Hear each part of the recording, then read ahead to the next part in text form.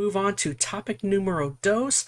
Kind of something that I think we were all kind of expecting to happen, but the hammer kind of fell on this one. I had this one dubbed Kang the Conquered. Yeah, I like that. Yeah.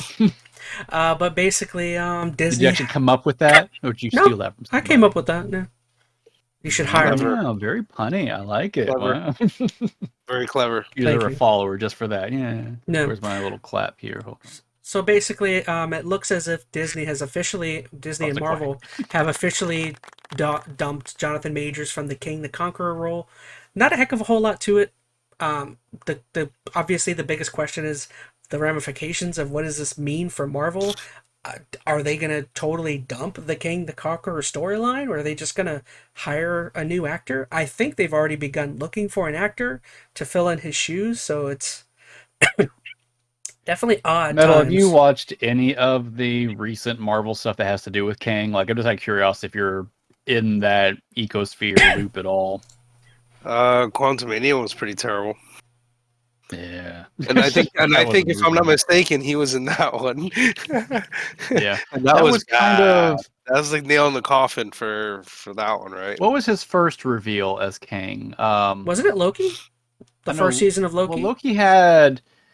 Well, he wasn't in the whole season. Like at the. Oh no, you're right. Yeah, he was. Yeah, he was there, and they had like a snippet later on. I guess Quantumania might have been the second time. I think so. Up. Yeah. And then Loki again, the third one.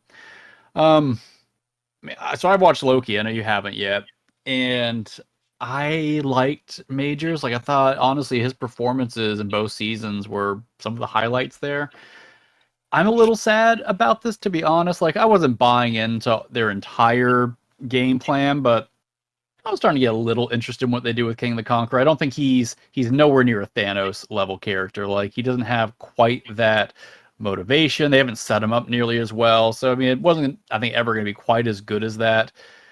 But there was something there, and I feel like now, what does Marvel do? Like replacing this guy is actually really hard.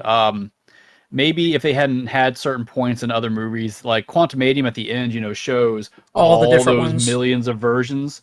Like it would have been one thing if like they all had different faces or something. Like they play that kind of game with like the What If show and whatnot, but they all showed it as Jonathan Majors as every single one of them. To now replace that character feels even harder because that face is just stuck on that character. So I don't know. It's not going to be quite as easy as replacing Terrence Howard as Rhodey with Don Cheadle. So I forgot about that. I don't know. Sheesh. Yeah, but that was so early, like nobody cared so much. Now changing a character like this is hard, especially your main villain. Like this is a real loss for Marvel because they were already having a hard time building momentum. And Loki, I think, did a good job pushing something in a certain direction, and now it's just. I've heard rumblings that there have been talks about not either replacing him or shifting gears completely and going with a new villain, like switching towards Galactus.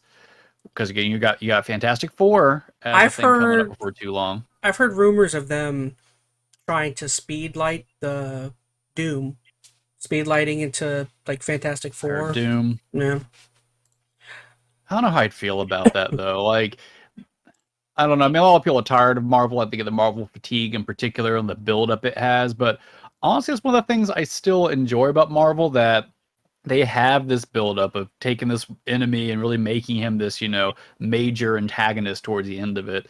So to have him just be dropped out of nowhere and then get someone new, I don't know. I think it's going to hurt Marvel. It's going to be hard for them to get any traction there. Yeah. I agree. I don't think I could add any more. It's definitely like... It's just kind of like a sputtering end to like... I feel like this is probably the biggest like sputtering end to like maybe the Marvel or the superhero genre in general. Mm-hmm. Whereas like, DC is totally whiffed, with Aquaman and this and yeah. I don't know. They have Echo, which is about to come out in a few days, and I don't think anyone's like talking about that one, and I don't know. I think I'm a little sad too because I fell off the Marvel train pretty hard the past year and a half or so. But over the past like 3 weeks since I've been off, I've been going back and watching a bunch of Marvel stuff. Like, I did Loki recently. I watched the whole new What If season 2. I actually enjoyed a fair amount of that. You watched the Samuel Jackson or whatever it was. I did watch Secret Invasion, and that I could definitely say some things about that. It wasn't all terrible, but it definitely had some stuff that was not great in there too. But point being, I was starting to kind of get back into the Marvel stuff a bit, so I don't know. It's sad. I'll stop talking so we can move No, on, it's all but right. it's definitely a whiff.